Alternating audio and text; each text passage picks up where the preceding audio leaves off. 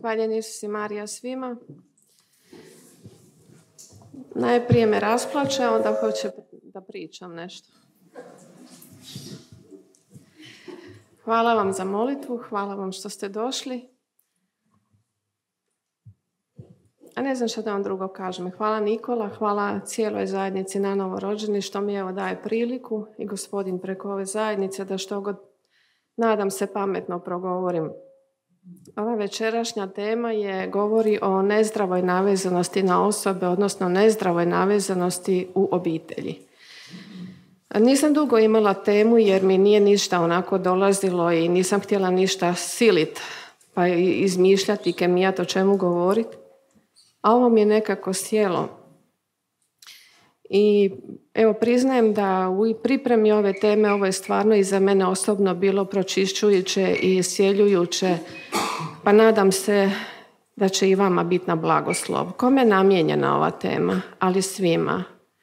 Od djece, od mladih, od roditelja, od baka i djedova, svi se mogu naći u ovoj cijeloj priči o čemu ćemo govoriti. Najprije bih htjela reći što otprilike znači riječ navezan. Ima negativan kontekst. Kaže da je to privrženost koja je gotovo do ovisnosti. Čim spomenemo ovisnost, znači da nije nešto dobro. Kaže, to je ovisnost u malo blažoj varijanti. Nezdrava navezanost na osobe se često puta krije pod krinkom ljubavi. I najčešće počinje od nas roditelja. To mi je bilo ono otkriće gdje sam se posula pepelom. Ono, Bože moj, pa šta ja radim? Znam li ja uopće odgajati djecu? Ne služi da bi pali u tjeskobu i depresiju, da bi nas oprao osjećaj krivnje, nego služi da posvijestimo ako neke stvari ne radimo dobro, kao što je to meni Gospodin otvorio, pa tako da bude svima nama na izgradnju, na promjenu, na blagoslov. Navezanost je uvijek u suprotnosti s ljubavlju, a krije se pod krinkom ljubavi. Navezanost uvijek razara i nije dobra. Htjela bih najprije započeti pitati vas koji ste roditelji, što mislite koji je temeljni zadatak roditelja? Temeljni zadatak je prenijeti našoj djeci polog vjere, a ne iškolovati ih. Jasno da ćemo iškolovati, da ćemo hraniti, oblačiti, sve ono što roditelj, što naša staleška dužnost zahtijeva od nas. Temeljni zadatak je prenijeti djeci polog vjere. Kako se to čini? Jedino svjedočenjem, svojim životom, a ne pričom. Od silne priče možemo nanijeti doista kontraefekt da naša djeca ne žele čuti ni ono malo što im želimo reći. Jedino životom svojim. Tako prenosimo polog vjere našoj djeci. Kako uopće dolazi do naveznosti, nezdrave naveznosti u obitelji? Htjela bih vam reći da je uzrok nedostatak ljubavi između muža i žene, njihov narušeni odnos, da je tu uzrok zbog kojeg dolazi do navezanosti. Evo kako to otprilike biva, jel? U početku bijaše brak. I tako se mi vjenčamo iz ljubavi, dođu djeca i mame se nekako prirodno više angažiraju oko djece. I postaju sve više majke, a sve manje supruge. I onda vide da suprug radi, nema ga doma, njegov se život kao nije promijenio, meni se sve promijenilo, počevši od tijela, pa nadalje, pa noći, pa dani. I počnu žene optuživati muževe da se ne angažiraju dovoljno, a zapravo su ih na neki način one distancirale, jer ko zna bolje nego mama. I tako mama misli da je ona svemoguća i da ona može sve, a da tata ne zna. Imala sam priliku upoznati roditelje bolesne malene djevojčice i mama je zamolila da se pomolimo za nju, da dođe na razgovor, da se pomolimo, ali kaže ne znam hoću li uspjeti jer malena neće nikud od mene. Kažem ja, pa ima li Malena tatu? Ima, ali kaže, ona je navikla na mene. Pa nije tata nesposoban. Dajte tati dijete i ta je tata sat vremena s Malenom šetao okolo i Malena je bila skroz dobra. Nije stvar djeteta, nego mamine posesivnosti. I tu počinje ta posesivna ljubav, imam pravo, ja sam više, sebe sam dala više, pa zato imam pravo. Kad je tako narušen odnos između muža i žene, dobar dio nas razmišlja da nam se ne da ni ulagati u brak. Realno, majka je iscrpljena od dnevnih obveza, od obveza s djecom, njega nema, on radi, otac sve više postaje ekonom, a obitelj se svodi na funkcioniranje.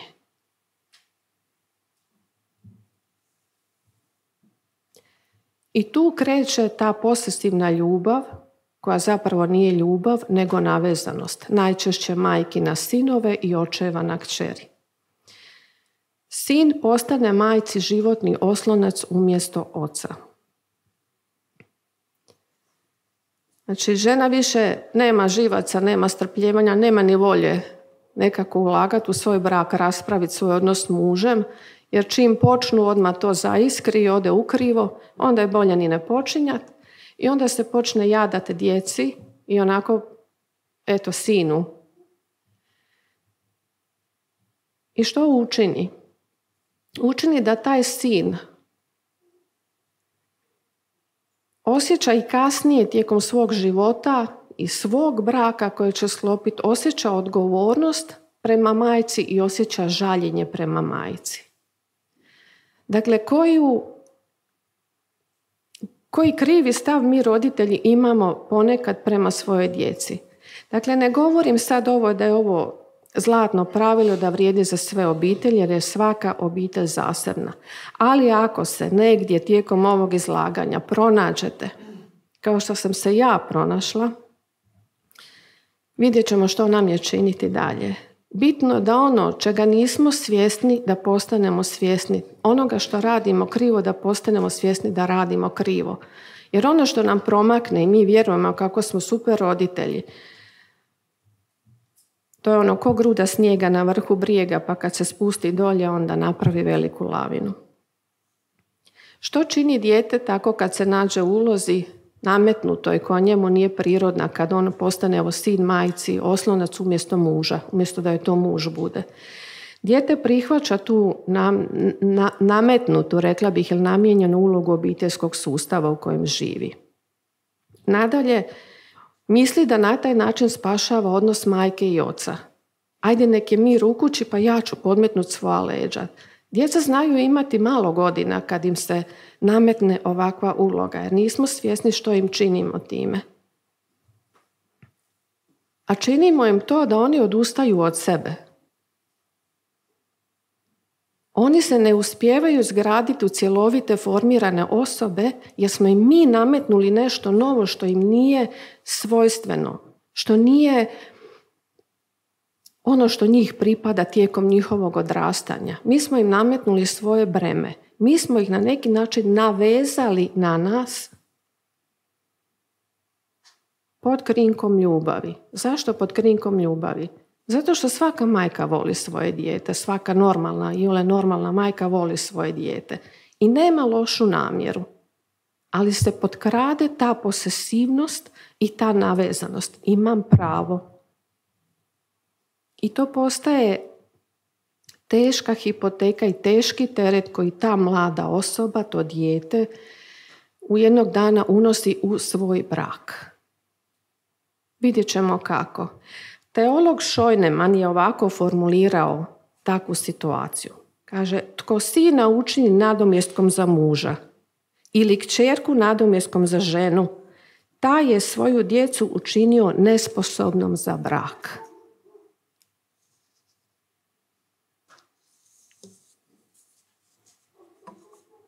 Brak je sveti sakramenat, a roditeljstvo to nije. Sakramenat i nešto što nije sakramenat. Roditelji moraju shvatiti, prihvatiti da biti jedno tijelo je pridruženo mužu i ženi, a ne roditelju i djetetu.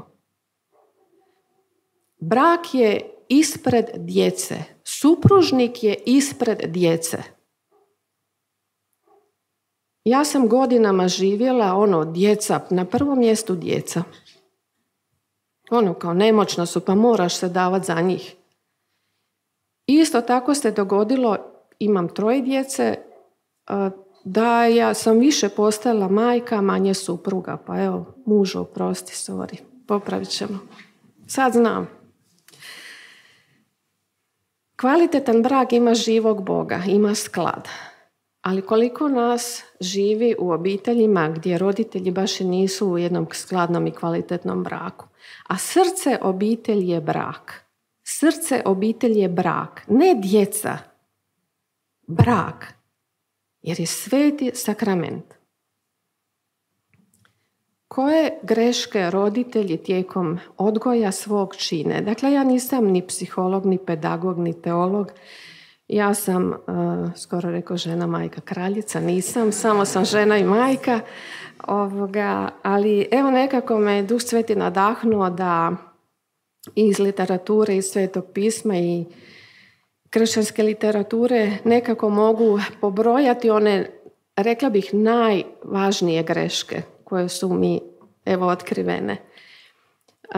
Dakle, rekli smo da je početak, da uzrok navezanosti te posesivne nezdrave ljubavi kreće u narušenom odnosu muža i žene, u nedostatku njihove ljubavi koju im se ne da sređivati i onda pređu na sljedeću generaciju, na svoju djecu i vežu se uz njih. Mi predajemo Bogu kao život naše djece. I to se svelo ponekad na neku floskulu, predajem ja njih Bogu, a u stvari ne predajem ih srcem, nego ih predajem, tako jezikom povremeno kažem, aj Bože u tvoje ruke, ali u srcu čvrsto držim, nema mrdanja. Evo nekoliko grešaka koje mi roditelji činimo, a koje dovode do ove navezanosti. Recimo, pretjerana kontrola. Pretjerano kontroliramo svoju djecu. Savršeno sredstvo za kontrolu danas je mobitel. Dijete mora biti dostupno 24 sata na dan. Ako nije, već je problem, već je panika. Gdje je, šta je, zašto se ne javlja. Imam sestričnu koja ima 3 odrasla sina. I ona kaže kad oni izađu van, da ih ona zove svakih pola sata i da se oni moraju javiti. Rekao, ali što kad idu u klub gdje je neka glasna glazba, pa ne čuju mobitel? Ne zanima me, moraju se javiti. Mi svojoj djeci zapravo i ne dajemo onu pravu istinsku slobodu. Jer smo se natkrivili nad njima, a sam Papa Franjo kaže i upućuje kako to treba biti. Kaže Papa Franjo ovo: roditelji, pratite djecu Isusu ostavljajući ih slobodnima, slijediti vlastiti put u poslu, u braku, u životu. Imamo pravo i dalje svoje djeci osiguravati našu prisutnost, ali diskretno, bez nametljivosti, kaže Papa Franjo. Evo ja vas sad molim da digne ruku oni koji za sebe misle da su nenametljivi i diskretni roditelji.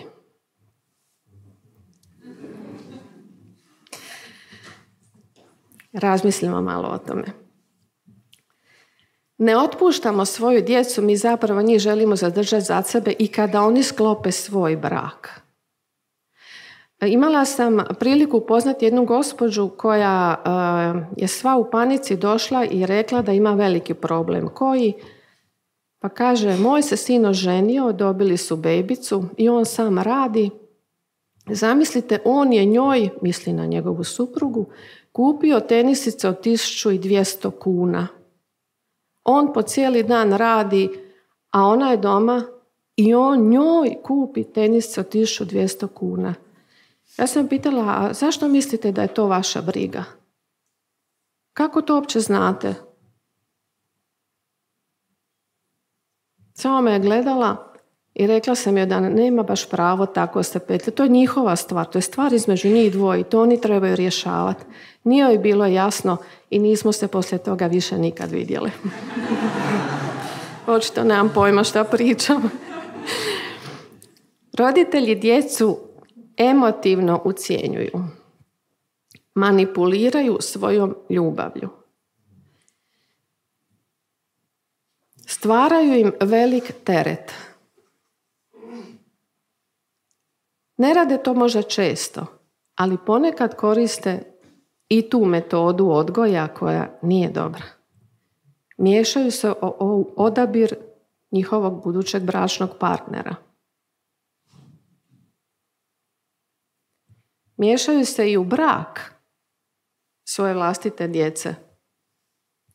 A to ide do toga da ponekad, ali uistinu ne pretjerujem, da ponekad roditelji unište brak svoje djece. Ne mogu povući te svoje pipke iz tog njihovog braka. Čak postanu majke i patološki ljubomorne na snahu, jer sad se pojavila druga žena u životu njenog sina i zauzela prvo mjesto. Ma nemoj.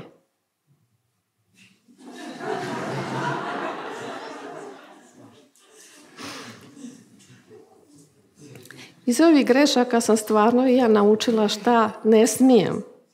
Ne znam šta još smijem, ali znam otprilike sad šta ne smijem. Roditelji djeci prečesto nameću osjećaj krivnje. Ako ne uspiju u životu, ako padnu ispit, ako ne upišu školu koju su oni htjeli, ako ne postanu, veliki menadžeri, ako nisu uspjeli kako to roditelj misli da treba i što smatra da je uspjeh. U konačnici i ne poštujemo baš svoju djecu. Čitala sam knjigu Ljubav i poštovanje, zaboravila sam koju je napisao, dobro. Nešto sa E, odnosno netko sa E. I vidjela sam, kaže da je muškima jako bitno poštovanje koje mi iskazujemo. I tu sam nekako, taj model pokušavam primijeniti na odnos prema svom mužu već duže vrijeme, a sad već i prema svom sinu koji ima 22 godine, a ja valjda mislim da on još ima 12,5. Ne podcjenjujem ga, nego je to moj problem, ne njegov. Dečko je u redu. Roditelji često projiciraju vlastite želje i planove na svoju djecu. Jeste čuli kad završio sam stomatologiju, jer su mi mama i tata to rekli, imaju ordinaciju, pa sam i ja to završio, ali ja zapravo cijeli život, želim glazbenu akademiju, jel tako, Stjepane? Tako je. A nije baš da djeci ne iskazujemo povjerenje. Ovdje ću navesti jedan primjer moja draga prijateljica, članica ove zajednice, Dijana. Kad smo se našli prije mjesec dana, Mirjana, ona i ja, i sad sam ja onako rekla šta otprilike spremam od ove teme i koliko mi je neke stvari meni otvorilo oči. I samo odjednom pročepi kaže, znaš šta ja radim svojoj djeci, ima 3 sina odrasla. Kaže, kad uđu u kuću, ne pozdravim, nego jesi li oprao ruke?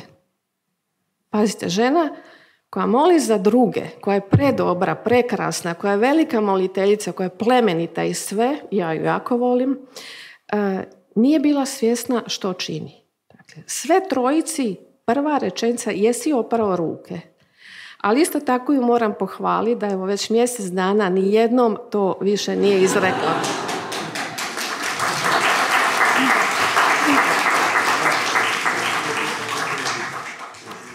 Još jedna greška, pretjerana briga. Pretjerana briga za djecu. Znalo se događati da kad bi naša djeca krenula van, ja bi onako, kako sam znala, Anđele čuvaru moj, molim te, zamoli Anđela čuvara mog djeteta koje sad ide van, da ju čuva, da ju blagoslovi, da ju učini nevidljivim zlome. I ja bih otišla spavat, a moj mi muž ostao u dnevnom boravku i bdio i čekao da se oni vrate. Čak mi jedne prilike rekao, pa kaže, kako možeš tako, pa kakva si ti majka? Kažem ja, odlična. Ja imam pouzdanje da će taj anđeo čuvar odraditi posao puno bolje nego ja, da bdijem, grizem nokte, cupkam nogom i iščekujem da se vrati. Vratit će. Gdje treba. Od djece ponekad radimo idole. Ste vidjeli nekad majku koja priča o svom sinu, a oči joj se cakle? Moj sin, moj kralj. Sve ostalo manje važno, dijete na prvom mjestu, muža ni ne spominje baš. Preko djece se čak mogu nam postati alat za osvećivanje supružniku. I to je ono, majka naveže sina na sebe ili pokušava pridobiti djecu protiv oca. U smislu da pokušava, evo ja se dajem, ja žrtvujem, svaki dan se pere, pegla, sređuje, sve, njega nikad nema. Ne bi li zapravo u dječjim očima ocrnila vlastitoga muža? To mi radimo. Zato majke, ovdje rupu napraviti, moj grijeh. Kupujemo ljubav svoje djece. Koliko puta sam čula plače male, ali je djetetu su kupljene markirane tenisice, to mu je bila velika želja. Kad bi mi roditelji ispunjavali sebi svoje želje, pa di bi mi stigli? Ali za dijete kupuješ najnoviji mobitel, jer ga onaj u razredu ima. A što zapravo činimo time? Mi kupujemo ljubav.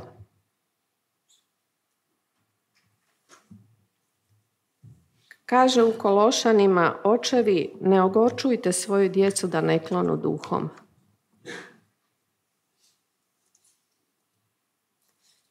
Štedimo svoju djecu pa ćemo puno toga obaviti mi umjesto njih, napravit ćemo mi. A ne znaš, ti pospremiti sobu, to se tako ne radi, ne mogu te gledati tako, ja ću sad i šta napravimo, ništa, samo medvjeđu uslugu i sebi i djeci. I evo, zato sam počela ovo s pitanjem koje sam sebi postavila, znam li ja uopće odgajati djecu.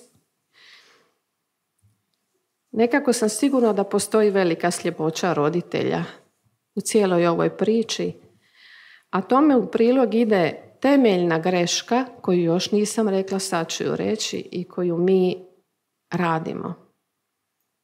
Mi nismo stavili Boga na prvo mjesto u svojoj obitelji. Stavili smo djecu i onda sve ovo ostalo ispod. Mi nismo stavili Boga na prvo mjesto. Ja sada evo odgovorno kažem da sam ja znala staviti Boga na prvo mjesto od početka svog braka, odnosno svog roditeljstva, da bi mi bilo puno lakše. Da ne bih upadala u krize u koje sam upadala, da mi ne bi onako tlak skakao ko vulkan kada eruptira i tako dalje. Ja sam bila tradicionalna vjernica cijeli svoj život, ali nisam imala dubinu vjere. Bog mi je bio ono nešto ili netko kog bi susretala nedjeljom na svetoj misi. I zapravo sam išla kroz to roditeljstvo svoje dobar dio vlastitom snagom koja se brzo iscrpi i potroši. I to je temeljna naša greška roditelja. Nismo stavili Boga na prvo mjesto. Ima obitelj isto iz zajednice, nisam ih pitala smijem li ih spomenuti pa neću reći ime, ali znam, pratite WhatsApp statuse te mame. Ne znam, kad je Sveti Josip, 2 sina imaju, još su mali. I kad je Sveti Josip, ona s dječicom radi Svetog Josipa od papira. Kad je Božić, rade kolače, kad je, ne znam, Dan Anđela čuvara, rade anđele čuvare. Ja se nisam sjetila toga. Bitno ti je nedjeljom djecu spremiti na svetu misu. I to je bio moj polog vjere tako kako sam ja znala. Sad se više ne mogu vratiti u to doba. Sad ne mogu popraviti neke stvari iz prošlosti, ali mogu od sad i za ubuduće. Jesmo li spremni staviti Isusa na prvo mjesto? Ko je od nas spreman reći Isuse, ljubim te više no svoje dijete? Nama to možda zvuči sablažljivo. Ko je od nas spreman biti roditelj koji će blagoslivljati svoju djecu i moliti s njima? I moliti za njih i moliti s njima? Ko je od nas spreman razgovarati sa svojom djecom o Božjoj prisutnosti? Pa mi ju nismo spomenuli, nego čuvaj se, dragi Bog sve vidi.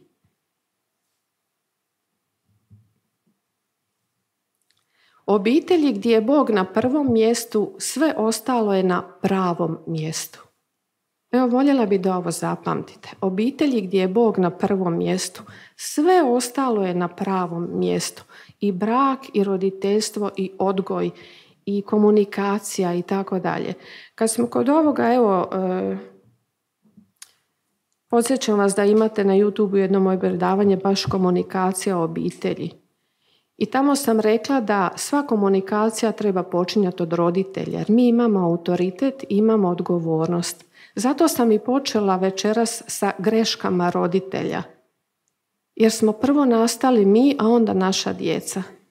I ne trebamo se skrivati iza toga svega, nego prihvatiti odgovornost za ono što nismo učinili. A to je ovo, nismo stavili Boga na prvo mjesto. Što je zapravo potrebno da bi roditelji otpustili svoju djecu? Da bi se dokinula ta navezanost roditelja na djecu. Potrebno je skinuti sako jer sam prokuhala. Potrebno je obraćenje nas roditelja.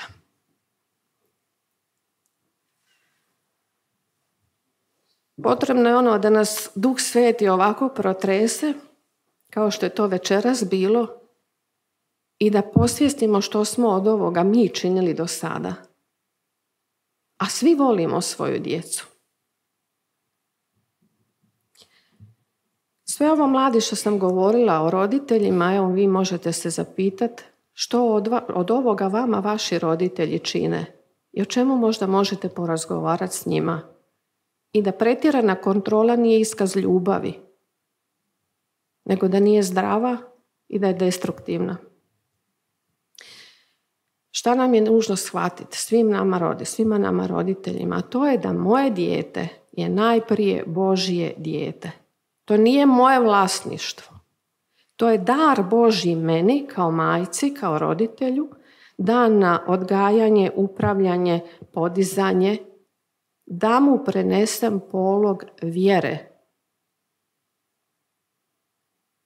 Jer Bog je stvoritelj, a roditelji su sustvaratelji. To je velika razlika. Jedne prilike, moj muž je porijeklom iz Hercegovine i bila sam sa svojim svekrom na mjesnom groblju tamo i na jednom dijelu groblja vide sam onako neki kamenčići, nisu to ni grobovi ni ništa, samo kamenčići nasumičnoj zemlje. Ja ga pitam, dobro dida, što je ovo? Kaže on, tu su kopana mala djeca koja umru kao bebe, kao novorođenčad.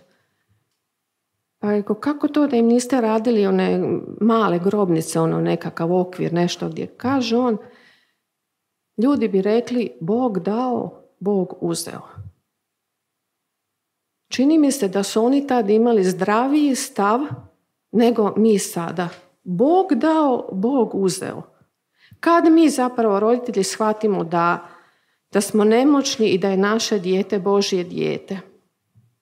Tek kad dođe život tog našeg djeteta u pitanje i kad ne možemo više napraviti, učiniti ništa. Tek onda shvatimo koliko smo nemoćni i koliko mi ne upravljamo tim djetetom, nego da je to najprije Božje dijete. I zato smo mi u našem odgoju odgovorni najprije Bogu. Jer netko od nas razmišlja da sam odgovorna najprije Bogu, a ne pedagogu u školi ili bilo kome, školskom liječniku ili bilo kome drugome. Primjer Marije i Josipa, gdje je Isus kad se 3 dana izgubio i kad su ga našli u hramu i sad ga Marija pita zašto si nam to učinio, zabrinula se kao majka, veli, otac tvoj i ja tražili smo te. A on njoj onako kaže, pa zar ne znaš da mi je biti u domu oca mojega? On je nju podsjetio na ono njeno da će, kad je pristala da će roditi sina Božjega. On je nju podsjetio čiji je on. I kad ju je ono vratio na te tvorničke postavke, vratili su se u Nazaret i bio im je poslušan. A ona je od te brige, zabrinutosti, možda nekog osjećaja krivnje jer izgubila je dijete, nekako krenula s prigovorima. Pa zar ne znaš? E pa tako, majko i oče, pa zar ne znaš da je tvoje dijete najprije Božje dijete?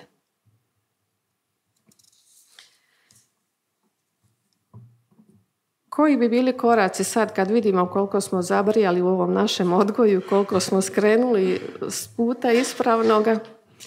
Koji bi bili koraci? Jer ništa nije nepopravljivo. Ništa nije nepopravljivo. Prvi je korak osvijestiti što radimo. Zato što sam išla baš ovako brojiti ove najčešće greške koje kao roditelji činimo. I da to nije ispravno. Zašto to nije ispravno? Najprije to sebi posvijestiti. Drugo, moliti i otvoriti srce Bogu. Sam Sirah kaže, sine moj, ako želiš služiti Gospodu, pripravi dušu svoju na kušnju, učvrsti svoje srce i budi jak i ne nagli kad napast dođe. Prioni uz Boga i ne odmeći se.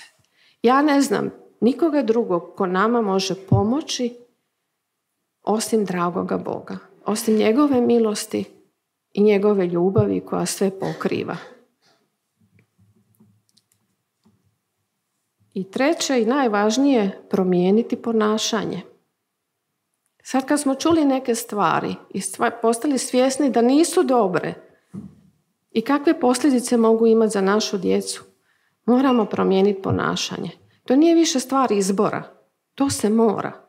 Ne možeš biti svjestan da nešto nije dobro i dalje to raditi jer si ti tako navikla majko, jer si ti tako navikao oče. Nemaš na to pravo.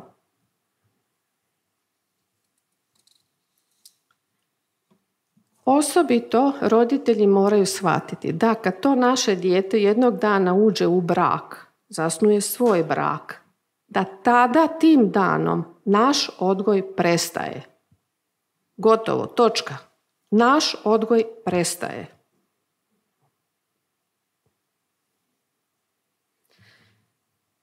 Moramo se ostaviti ta zadaće oblikovanja, savjetovanja, discipliniranja. Naš je odgoj morao prestati tada. Nemamo pravo utjecati na odluke naše djece više. Dakle, sad su njih dvoje koji trebaju postati jedno i oni odlučuju za sebe kako i što. Mi ih možemo savjetovati diskretno i nenametljivo. A mi ni D od diskretno, ni N od nenametljivo. Prestanimo držati prodike. Mlad si se oženio, jel ti to trebalo, eto vidiš kako ti je sada. Umjesto da smo poticaj i vjetar u jedra našoj djeci, mi još veće terete slažemo na njih. Našla sam u knjizi Otpusti svoju prošlost najbolji recept za roditelje. Kaže, trebamo stajati mirno pored naše djece, spremni i voljni pomoći, ali uvijek sa strane, kako im naša pomoć, čak i kroz molitvu, ne bi podrezala krila. Mi čak i molitvom znamo manipulirati. Sad se moja kći uda i ja molim Boga da moj zet nađe još jedan posao da oni malo financijski lakše da prodišu.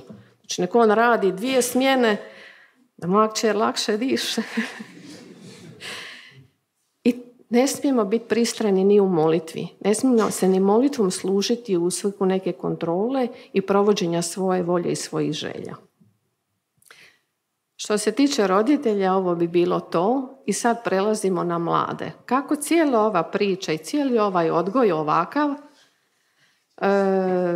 utječe na mlade, osobito kad oni ulaze u svoje brakove. Što se događa sa mladom osobom koja je prošla izašla iz obitelji gdje je zapravo postojala ta nezdrava navezanost. Ta osoba se nije uspjela formirati u cjelovitu osobu. A tek kad u brak ulaze dvije cjelovite osobe, onda one mogu imati autentičnu ljubav.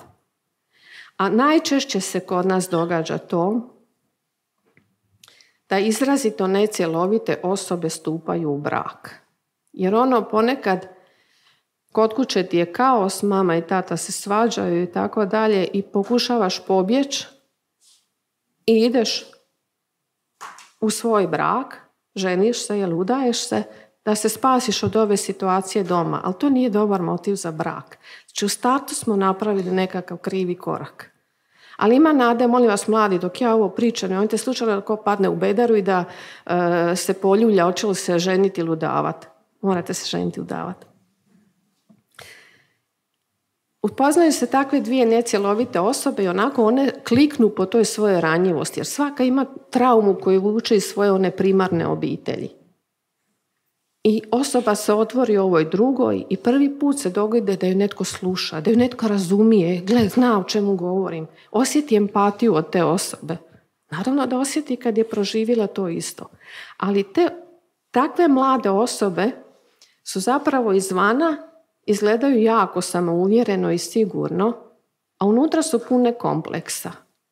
Upravo zato što su prošli kroz tu nesigurnost, što su vukli sve te terete koje nisu morali vući, koji njima nisu pripadali, ali su ih vukli i preuzeli.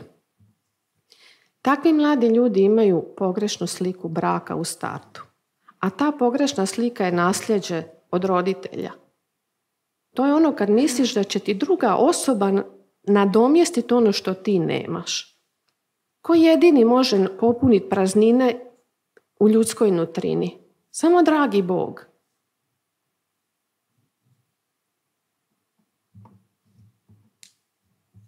Kad takve osobe koje nisu osposobljene za zajedništvo uđu u takav brak, oni se neko vrijeme zapravo onako vuku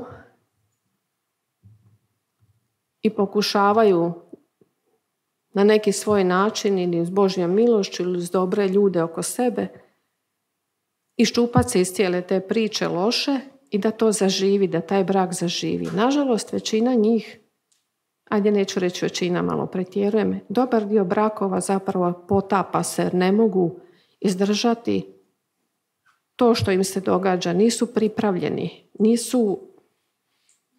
ni ne shvaćaju zapravo što im se događa, ali ne mogu i odustaju. Odustaju od braka, odustaju od svetog sakramenta. Tako bih voljela da kad kažemo brak, vjenčanje, da onako u glavi nam zvoni sveti sakrament.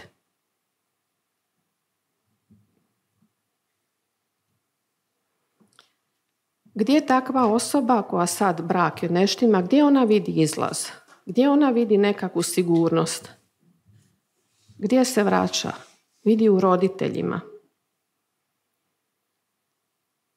Znači sad se ona okreće roditeljima, ide tražiti ono što ne dobiva od bračnog partnera. Rekla sam vam na početku da je uzrok navezanosti narušeni odnos između supružnika. Evo sad i u ovom mladom braku imamo narušeni odnos supružnika i ide jedan od njih tražiti emotivnu sigurnost negdje drugdje kod roditelja. I ponovo ta navezanost zaživi ako je uopće i bila prekinuta. Kako ćemo prepoznati recimo da je mlada djevojka kad se uda da je navezana na svoju majku recimo? Točno, ali točno. Svaki dan ona je s mamom na telefonu i to maratonski, mama nije s njima, ko da je s njima. Sve zna, svaki detalj. Ili recimo kad mladi bračni par, ovaj vikend idemo kod mojih, drugi vikend idemo kod tvojih i jako paze da se ne bi netko tu naljutio i da to bude ravnoteža. Jer je ustala u njima ta potreba ugađati roditeljima.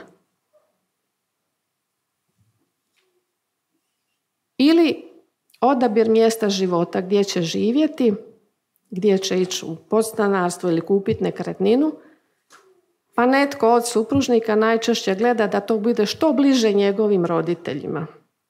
Ja bih vam ovdje samo htjela reći da ja stanujem preko puta svekra i svekrve. Moj muž nije bio pristran u izboru nekretnine. Sad neki misle jadnica, ali nisam, dobri su ljudi. Što mladi par zapravo treba činiti? Trebaju postati jedna cjelina odvojena od roditelja. Odvojena. Ne mislim samo na fizičko odvajanje. U većini slučajeva mi mislimo da je to odvajanje baš na razini fizičkog, odmaknuo sam se. Ali ako se ne napravi taj neki rez, ako se nutrinom ne ostavi roditelje, mi ćemo nositi u sebi i dalje potrebu ugađati tim našim roditeljima. Mi više ne moramo ugađati. Mi njih moramo poštovati jer je to Božja zapovjed. Ali im ne moramo ugađati. Kasnije ću pojasniti malo i o tome, pa da ne preskočim. Ali htjela bih dragi mladi, napomenuti kad jednog dana uđete u brak, da ne dopustite roditeljima miješanje. Njihovi onaj odgoj, prigovaranje, oblikovanje moralo stati vašim ulaskom u brak.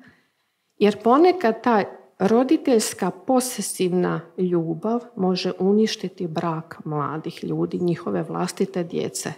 Ne da oni to žele, ne da su zločesti i pakosni. Ono što kaže, ne znaju što čine. Budite oprezni tu. Vas dvoje ste jedno drugom najbitniji.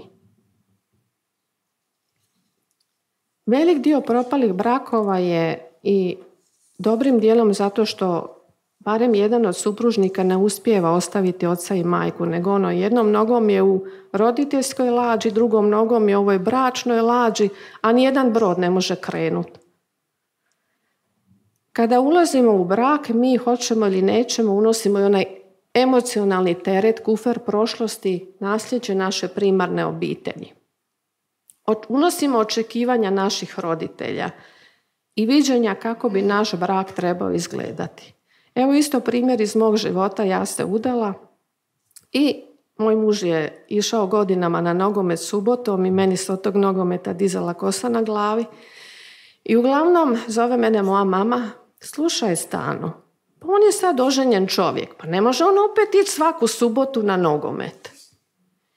I ja bi narađe rekla, da mama ne može, ali ja sam samo rekla, znaš šta mama, ovo je moj brak i to ja dogovaram sa svojim mužem, a ne s tobom. Ispadoh pametna i mudra, ne znajući, nisam ja to tako smislila, nego sam joj tad dala do znanja da ne može prelaziti granicu.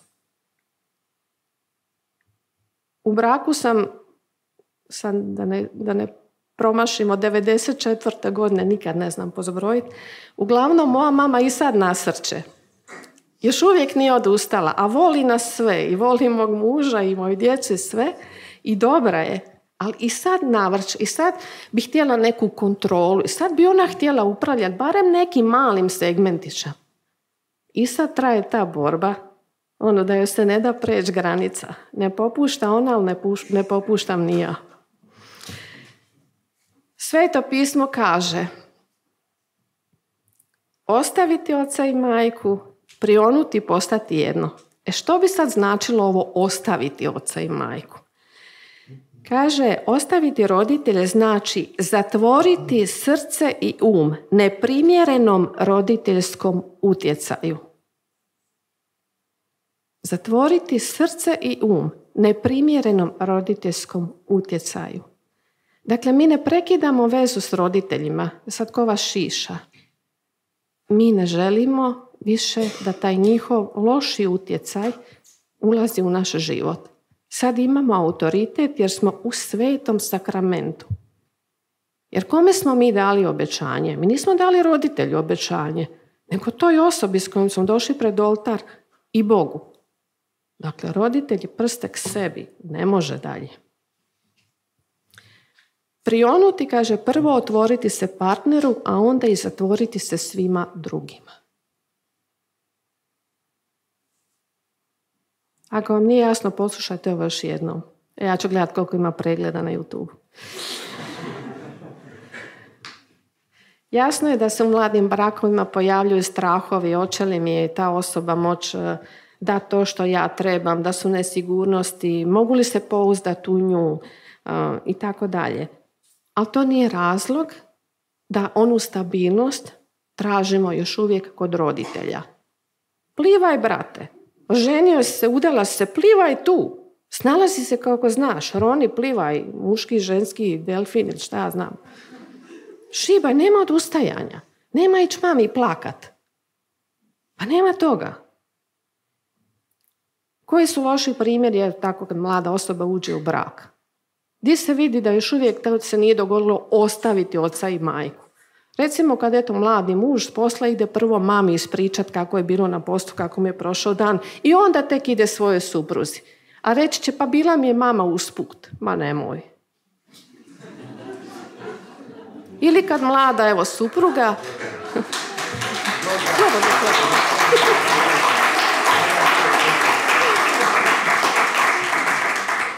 Ili kad se mlada supruga dogovori nešto sa svojim mužem i onda ide tražiti za taj njihov dogovor blagoslov kod svoje mame. Nema mame više. Šta vas dvoje dogovorite, amen.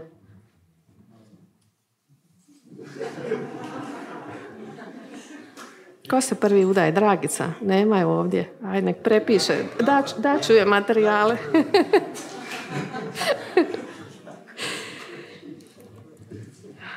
Nadalje, Sveto pismo čak kaže nešto što u prvi tren nisam uspjela razumjeti, onako bilo mi malo pregrubo, preoštro. Kaže, dođe li tko meni, a ne mrzi svoga oca i majku, ženu i djecu, braću i sestre, pa i sam svoj život ne može biti moj učenik. Isus koji je ljubav govori o mržnji. A zapravo je to možda malo nespretan prijevod. Ta riječ mrziti je zapravo aramejska riječ koja je shvatljiva za ljude ondašnjeg doba. Nama može tu pomoći odlomak iz Matejeva evanđelja, 10. glava, kaže, tko ljubi oca ili majku više od mene. Znači, radi se o ljubiti više, ne mrziti, nego ljubiti više. I kao što Isus pita Petra, ljubiš li me, Petre, više? To sad pita i tebe, i mene, i svakoga od nas. Ljubiš li me više? I to je ono, jesmo li uspjeli staviti Isusa na prvo mjesto? Ili još uvijek kaska za nama i kuca, a mi ne otvaramo?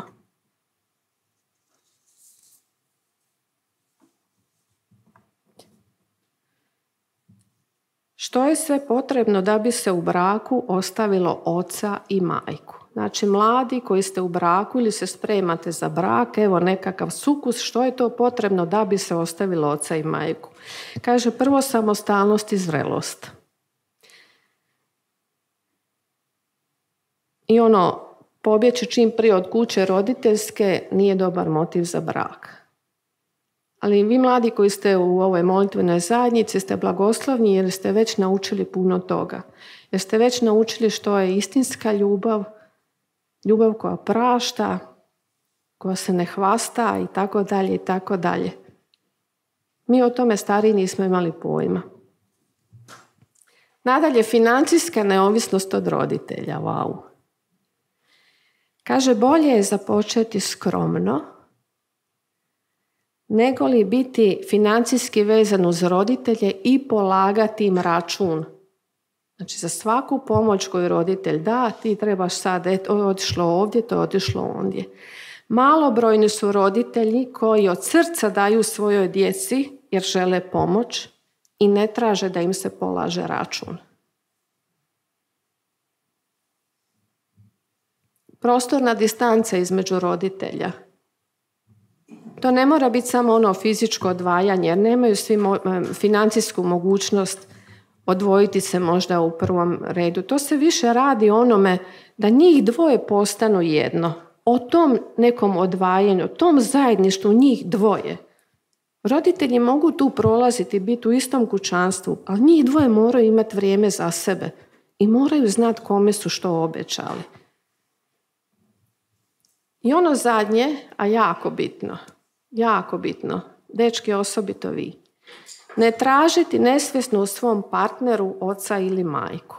Na primjer, kad mladi muž Očekuje od svoje mlade supruge da je perfektna u kućanskim poslovima kao što je njegova mama bila. A pa nije ni njegova mama odmah sve naučila. Daju priliku da naučit će. Sad ekipa draga, što ne znači ostaviti oca i majku? Sad sam govorila što znači, što treba napraviti da bi se ostavilo oca i majku. A što ne znači ostaviti oca i majku? Kaže, ne znači emocionalno se distancirati i imati hladne odnose prema njima. Nije to. Ne znači ostaviti ih na cjedilu. Ne znači to ostaviti oca i majku. Ne znači ne pitati ih za savjet. Pitajte ih, mudriji su, iskusniji, ali odluke donosite vas dvoje. Ne znači ne voljeti svoje roditelje. Nije loša povezanost s roditeljima. Loša je navezanost, jer ona nezdrava, jer je ona skoro pa ovisnost. Ne znači ne pomagati im. Ne znači ne biti im zahvalni i ne znači ne poštovati ih, jer četvrta Božja zapovjed i dalje vrijedi. I našla sam isto tako u knjizi Tu otpusti svoju prošlost rečenicu koja kaže poštovati ne uključuje poslušnost nakon što se vjenčamo. Dakle, ne morate slušati svoje roditelje, ne upravljaju vama. Možete ih pitati za savjet, ali ćete promisliti vi i donijeti svoju odluku. Poštovati predstavlja, evo što znači poštovati oca i majku. Poštovati predstavlja pomoć koju pružamo roditeljima, ali nakon što obavimo sve dužnosti prema bračnom drugu i djeci, ne prije. Znači, prvo tvoja obitelj, prvo tvoja supruga i djeca, a onda roditelji. Ja i sad kad nazovem svoju mamu, pitam, mama kako si? A šta ću jadna kad sam sama? Jer je moj tata umro prije 5 godina. Pa ja ne mogu napraviti sad drugog tatu pa da ti stoji tu i da ti više nisi sama. Mama, ćeš ići živjeti kod mene ili kod sestre? Ne, ja iz svoje kuće ne idem. Pa što hoćeš onda, mama? Pa sama sam, eto, teško mi je biti sama. Pa nemaš izbora, ženo draga. Odnosno imaš, ali ne prihvaćaš. Nemoj više kukati. Da mi je staviti njoj na vrata ono što je Papa Franjo rekao, zabranjeno kukanje. Evo, dođoh skoro do kraja. Koliko sati? Koliko? Dobro. Što kaže Matija, u tajmingu sam, ali ja sam stvarno u tajmingu, ne ko on.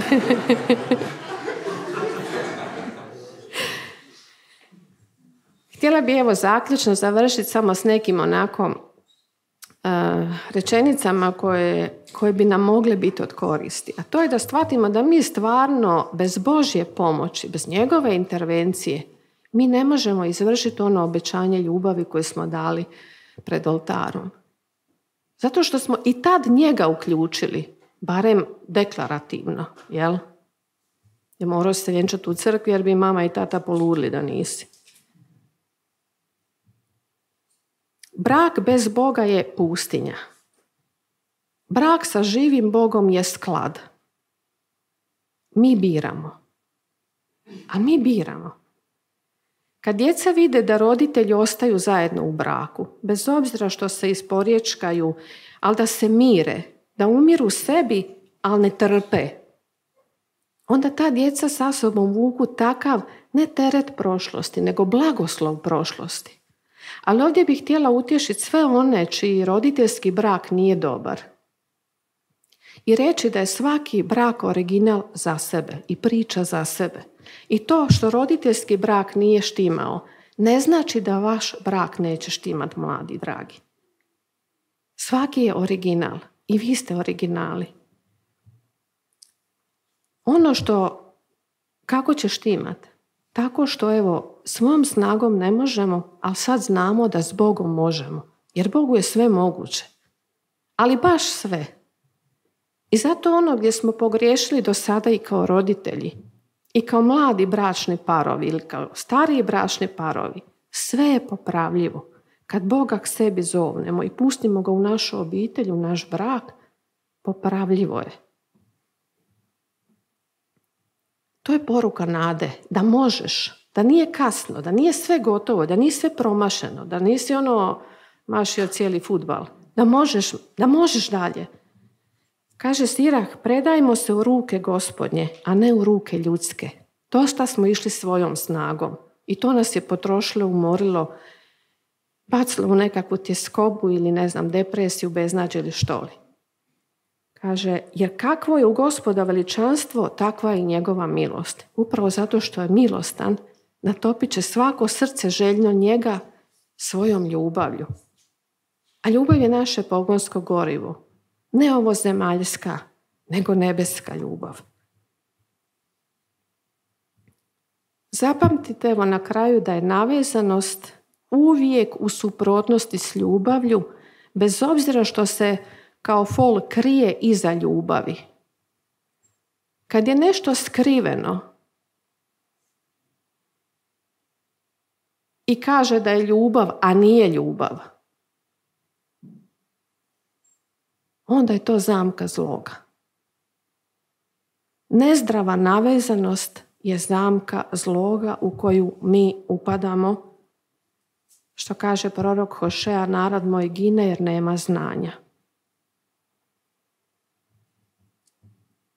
I upravo zato i ovo izlaganje služi da se razotkrije da to što činimo i što nije dobro, da je zamka zloga, da smo ga pustili u svoj život ne htijući, ne znajući. I zato ga treba baciti van. Oslobođeni nezdrave navezanosti. Kad ju izmolimo, kad svjesno promijenimo ponašanje, mi možemo prihvatiti svoju budućnost, mi kao roditelji, ali i budućnost naše djece. Tek tada, oslobođeni, konačno možemo reći sve moje, tvoje je. Amen.